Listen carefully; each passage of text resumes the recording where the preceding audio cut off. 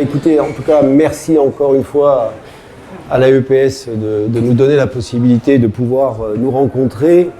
Et je vais très rapidement introduire un petit peu cette soirée, si vous voulez bien, 5-10 minutes maximum. Et puis après, je laisserai François vous faire une présentation beaucoup plus, on va dire, exhaustive. Parce que c'est lui le cœur du métier. C'est lui qui va vous expliquer ce qu'il en est. Et puis après, dans un troisième temps, je reviendrai un petit peu cette fois-ci pour lancer un peu les débats sur cette question de valeur. Parce que finalement, je ne suis pas certain que si chacun d'entre nous, on devait prendre un papier et un crayon dès ce soir, on pourrait commencer d'ailleurs par c'est quoi une valeur? Je pense qu'on n'aurait pas assez de 9h30 pour débattre de cette question-là. Et pourtant, elle s'impose à nous.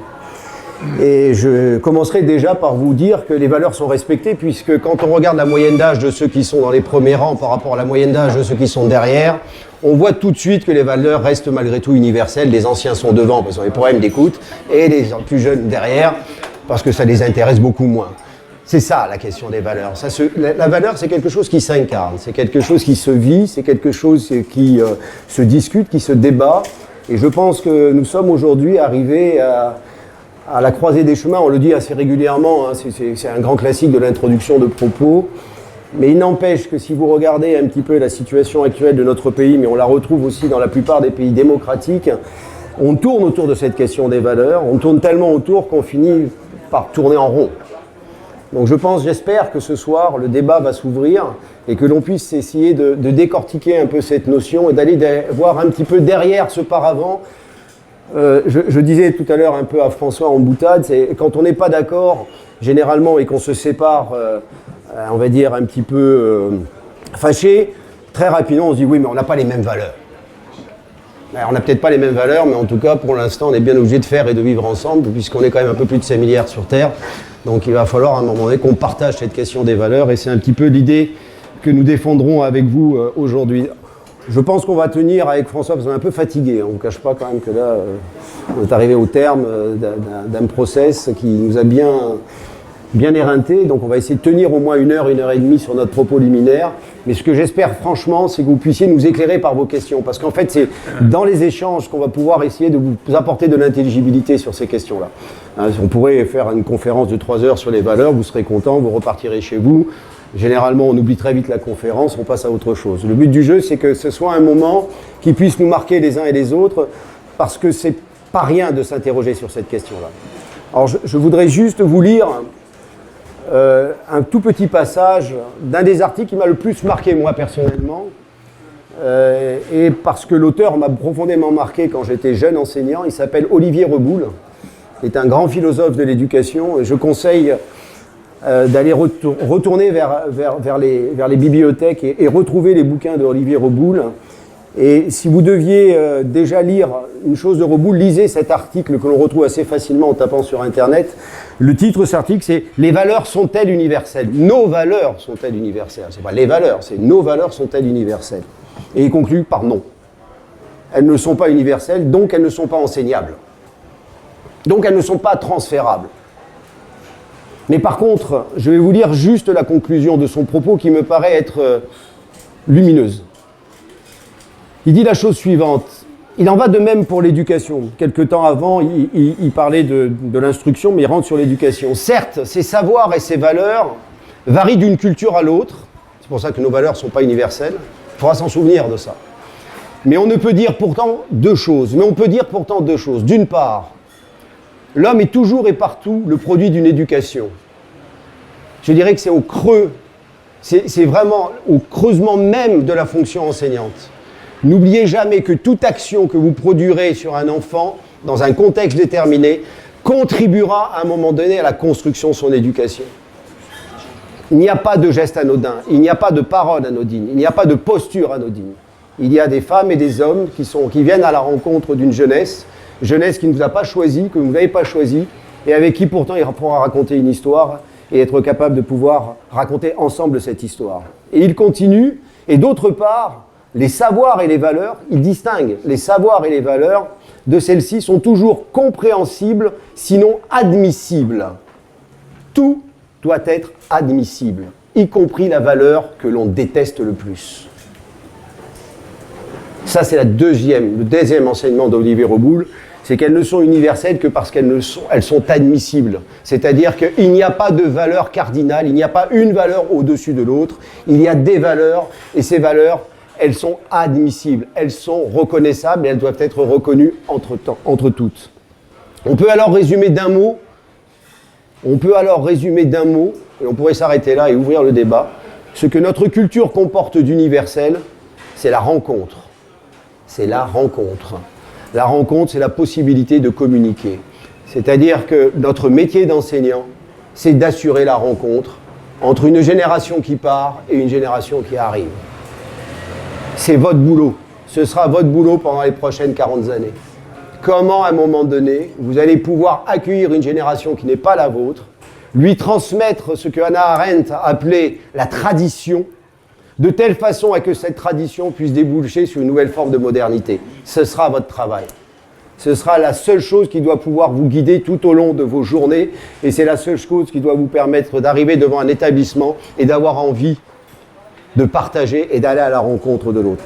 Si je vous dis ça, c'est facile de le faire devant un verre, c'est facile de le faire entre soi, c'est beaucoup plus difficile de le faire avec celui qu'on ne peut pas sentir. Et vous allez en rencontrer des enfants, des adolescents et des adultes que vous n'allez pas sentir. Et pourtant, il faudra aller à leur rencontre. Parce que c'est ça notre boulot. Parce que si personne ne le fait, si l'école ne le fait pas, qui va le faire?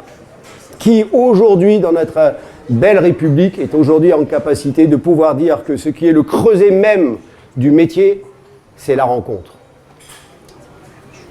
Aller à la rencontre de l'autre, c'est se mettre à la place de l'autre. Ça n'est pas une question de bienveillance, c'est une question d'empathie. L'empathie, c'est pas prendre le problème de l'autre et se mettre à sa place, c'est essayer de comprendre quelle est la place du problème dans laquelle l'autre vit. Et j'ai envie de dire que c'est le message essentiel que nous allons chercher à faire passer avec François. François vous apportera un autre éclairage, beaucoup plus structuré peut-être que le mien, mais si vous pouvez retenir cela, retenez ça. Il y a un autre auteur que je vous invite non pas à lire parce qu'il est assez aride comme auteur à lire, qui est un philosophe qui d'ailleurs revient à la mode, puisque notre président de la République a été, on va dire comme à l'époque, son attaché, c'est Paul Ricoeur. Paul Ricoeur disait que ce qui compte le plus dans la relation humaine, c'est non seulement la rencontre, comme le dit si bien aujourd'hui Olivier Reboul, mais c'est aussi la capacité de l'individu à se mettre à la place de l'autre. Cette capacité de pouvoir ne plus se mettre soi en avant, mais de se dire à un moment donné, qu'est-ce que l'autre me dit de ce que je suis moi-même? Et comment je peux à un moment donné intégrer cette dimension-là. Ça peut vous paraître un petit peu, je dirais, ésotérique ce que je vous dis, mais ça va prendre du sens quand on viendra sur des situations un petit peu plus précises dans le troisième temps. Et je terminerai juste mon propos liminaire là-dessus. La rencontre met en jeu d'autres valeurs que celles que chacun doit à sa tradition. La rencontre met en jeu d'autres valeurs que chacun doit à sa tradition. C'est-à-dire que vous allez venir, vous, avec votre propre histoire, c'est votre tradition à vous, mais la rencontre va vous apporter encore plus que ce que vous apportez. D'autres valeurs comme l'honnêteté envers quiconque. L'honnêteté envers quiconque. Vous voyez, ce sont des mots qu'on utilise quasiment dans notre quotidien. Ça nous paraît d'une banalité sourde. Et pourtant, ces mots-là, quand on les fait résonner au travers des propos comme ceux de Reboul, doivent nous amener à faire prendre conscience de la responsabilité qui est la nôtre. On admettra surtout que la rencontre elle-même est une valeur, car par elle, la conscience morale devient réellement une conscience. Par elle, on accède à l'universel. C'est-à-dire qu'il se détache du discours kantien, qui est un discours du jugement, pour aller vers un discours beaucoup plus, on va dire, spinoziste, qui est celui de dire qu'à un moment donné, on doit être là pour permettre à l'autre tout simplement de grandir, de s'épanouir, de se prendre appui sur ce qu'on vient de lui donner pour pouvoir aller ailleurs, voire éventuellement pour aller dans un autre lieu que celui dans lequel on le fait baigner. Je plaide donc pour une éducation de la rencontre, par et pour la rencontre. Voilà, chers collègues, ce que je voulais vous dire en préambule, parce que je pense que si on ne prend pas cette dimension-là en compte, on risque de tomber dans une confusion entre ce qui relève des valeurs. La valeur, il y a une dimension émotionnelle et affective dans la valeur. La valeur, elle pique. La valeur, elle gratte. La valeur, parfois, elle agace. Ça n'est pas une norme, la valeur. La valeur, elle n'est pas universelle. La norme peut être universelle, mais la valeur n'est pas universelle. Et la norme, elle s'impose. La valeur, elle ne s'impose pas. La valeur, elle se partage. Et or, très souvent, dans les propos que l'on a dans le quotidien professionnel des établissements scolaires, lorsqu'on interroge un enseignant sur ces questions-là, il répond par la norme. C'est l'enseignant qui va vous dire, quand il est confronté à un problème de vie scolaire avec un élève qui l'a profondément agacé dans son cours, la réponse qu'il va dire, oui, mais il y a un règlement intérieur. Ça, c'est la norme. OK, il y a un règlement intérieur. Il est normal qu'il y ait une norme qui définisse les conditions de l'organisation de la vie en commun. Mais ce n'est pas parce que les conditions de la vie en commun sont posées que la vie doit se confondre avec les conditions. Il peut se passer des choses qui sortent de la norme. Et c'est à ce moment-là que l'enseignant prend toute sa place. Ce n'est pas parce qu'il applique la norme que c'est un bon enseignant. C'est parce qu'à un moment donné, il est capable de l'interroger à l'aune de ce qu'il est en train de vivre. Et il est capable de passer du singulier pour aller vers l'universel et de l'universel pour aller vers le singulier. C'est cette dialectique-là de l'enseignant. Et c'est pour ça qu'on vous recrute à Bac+5, chers collègues. Sinon, on pourrait se contenter de vous recruter à Bac+1 ou Bac-1.